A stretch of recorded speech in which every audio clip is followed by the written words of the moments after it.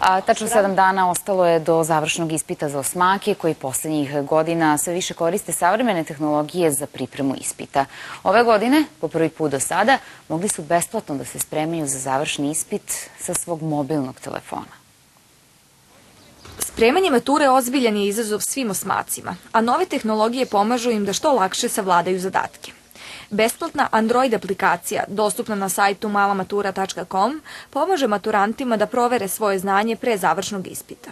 Učenici pomoću ove aplikacije mogu da dođu do lekcija, testova i da ujedno polažu, odnosno rade simulaciju polaganja male mature. Tim chat konsultacijama mogu maltene u istom trenutku da dobiju odgovore na svoja pitanja.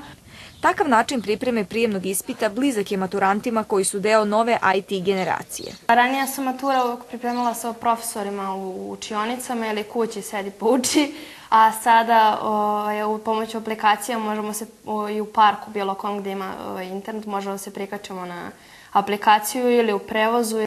Aplikacija je za samo nekoliko dana na listi Google Playa dospela na prvo mesto najpopularnijih aplikacija za edukaciju u regionu, a sajt Mala matura posetilo je preko 16.000 učenika.